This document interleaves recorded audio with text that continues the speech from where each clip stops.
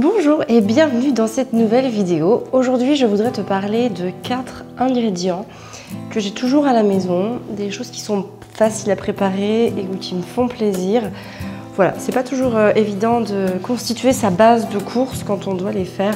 Moi, je sais qu'il y a toujours 4 trucs sur lesquels je me repose énormément et ça me facilite d'ailleurs grandement les listes de courses que je fais parce que quand j'ai ces 4 ingrédients à la maison, on peut dire qu'en quelque sorte, je suis sauvée, je sais où je vais et je sais que quoi qu'il arrive, j'aurai toujours quelque chose de bon et sain à donner à mes enfants.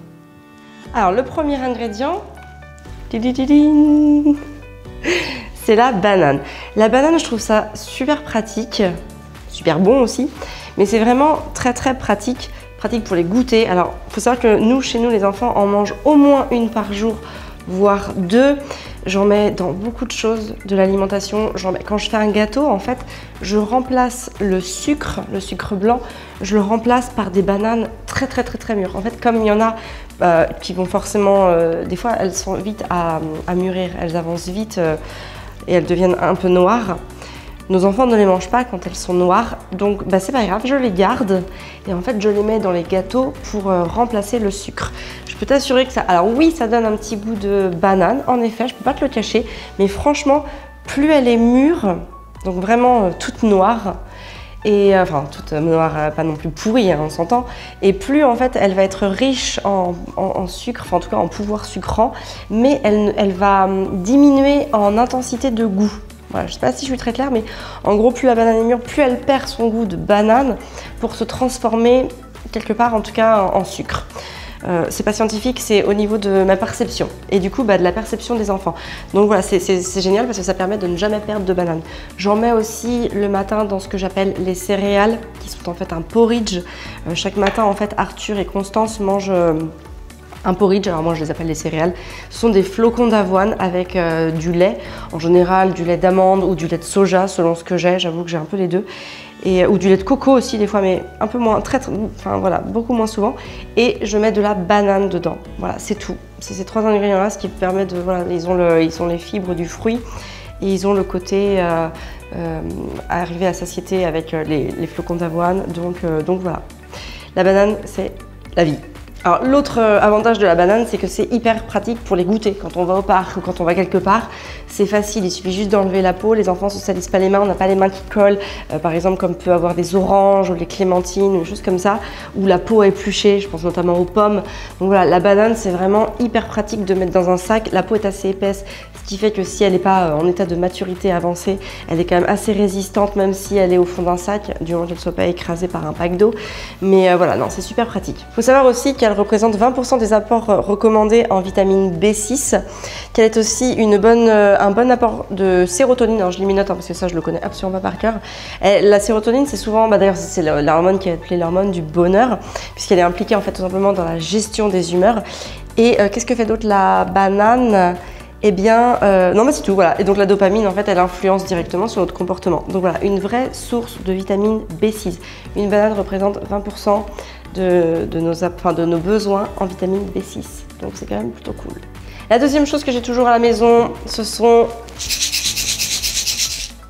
les lentilles.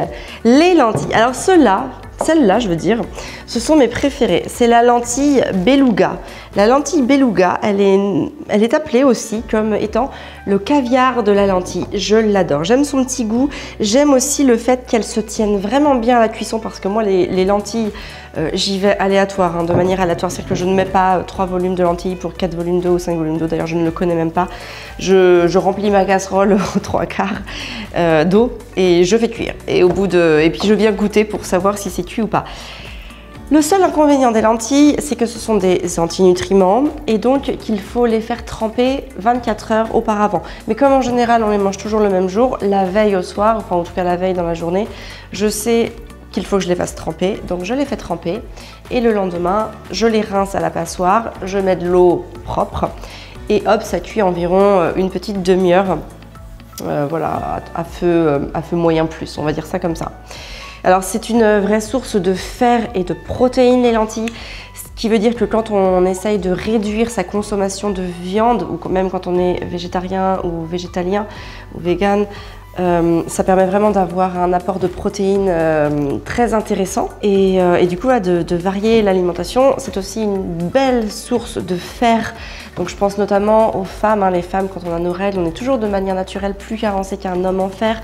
Après aussi un accouchement, on peut aussi avoir perdu du sang et donc être carencé en fer.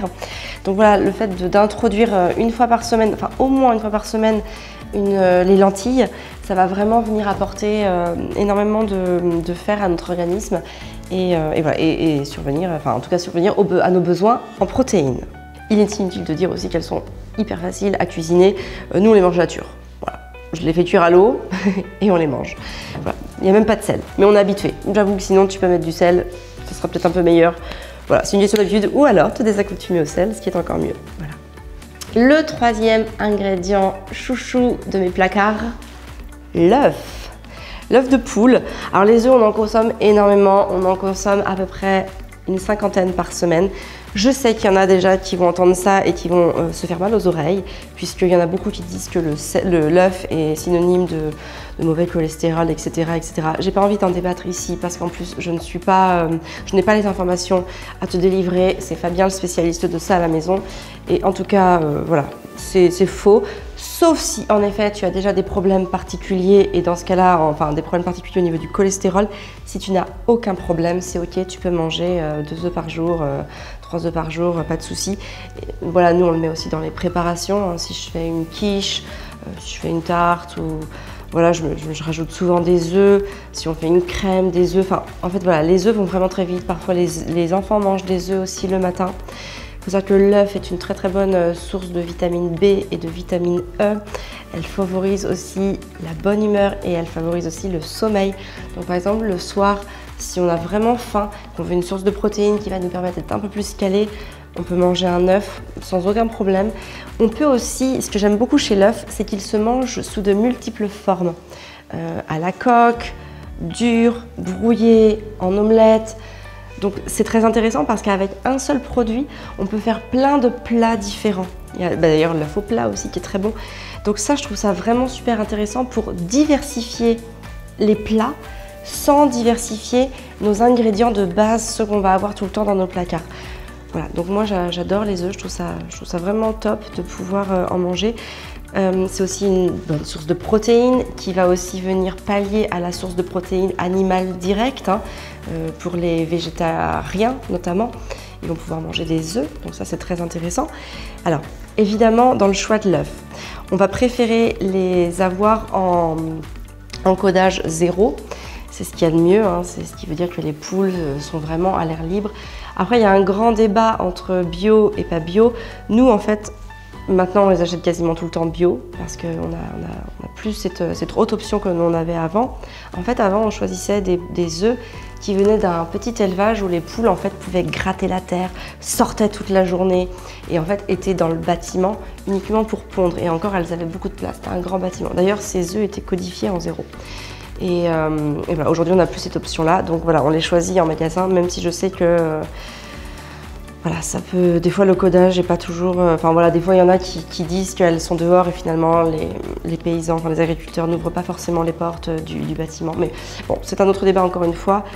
Ce qui est intéressant aussi, c'est de pouvoir choisir des aliments, des œufs dont les poules ont pu manger des graines de lin, ou en tout cas dont elles ont été supplémentaires en graines de lin, tout simplement parce qu'ils vont être plus riches en oméga 3.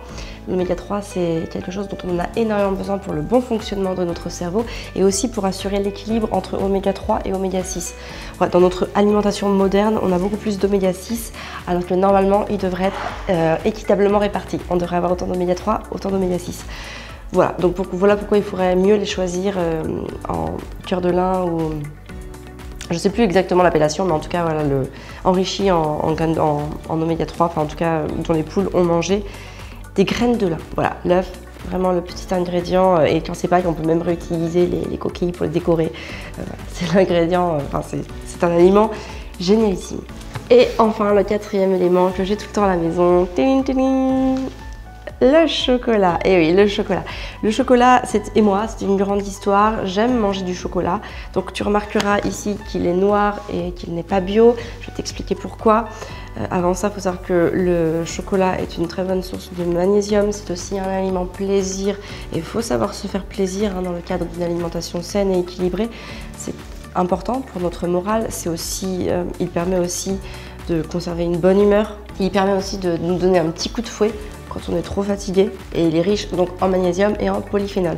Alors, il va pas falloir préférer le choisir à plus de 55%, j'imagine, à peu près, pour éviter les addictions. Plus le chocolat est sans sucre, moins on va être addict et plus on va être raisonnable sur le fait de manger un seul carreau. Il faut savoir qu'un carreau, par exemple, de ce chocolat-là, c'est déjà 50 calories. Donc quand on sait qu'une femme a besoin d'entre 1500 et 2000 calories par jour, on fait le calcul, ça peut vite monter si on s'engouffre la tablette qui, elle, fait 534 calories pour être exact.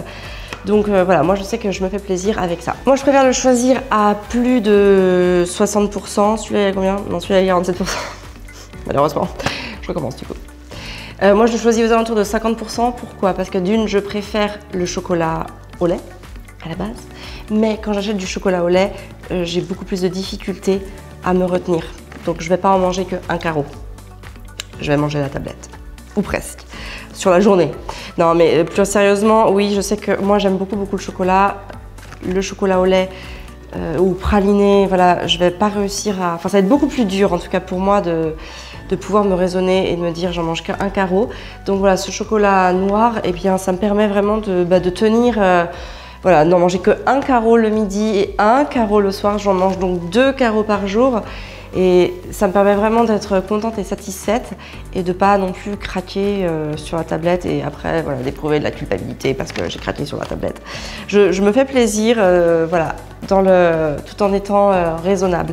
Alors pourquoi il n'est pas bio? Tout simplement parce que je fais beaucoup mes courses dans la petite supérette qui est en bas de chez moi et que même si elle fait quelquefois des produits bio, notamment en fruits et légumes, et même elle commence à avoir aussi dans ses assortiments quelques produits bio. Elle a d'ailleurs un tout petit rayon bio, mais voilà, il n'y a pas encore de chocolat. Donc voilà, je prends celui-là parce que je l'aime bien. Donc là, c'est du sésame grillé. J'aime bien celui au caramel au beurre salé aussi. Ce sont les deux à peu près que je prends dans cette gamme-là. Voilà, voilà.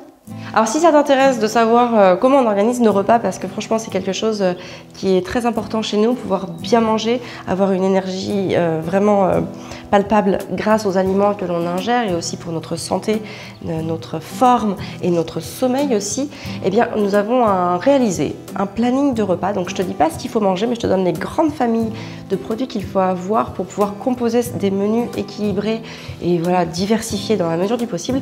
Donc pour recevoir ce document, c'est très simple, tu cliques sur le lien en bio et tu me rentres ton adresse mail et ton prénom et je t'envoie directement ce joli planning dans ta boîte mail. Tu peux l'afficher ensuite dans un de tes tiroirs de cuisine, enfin dans tes placards de cuisine et ça te permet en fait de savoir composer tes repas, savoir quelle famille de produits mettre pour avoir une alimentation variée et équilibrée sur l'ensemble de la semaine. Tu peux bien sûr aimer cette vidéo si tu l'as vraiment aimée et t'abonner à Famille Épanouie si tu aimes ce genre de contenu. Allez, mettre la petite cloche pour être alerté de mes prochaines vidéos. Et voilà, voilà. Bah, écoute, il ne me reste plus qu'à te souhaiter une très très belle journée et à te dire de prendre soin de toi et de tes enfants.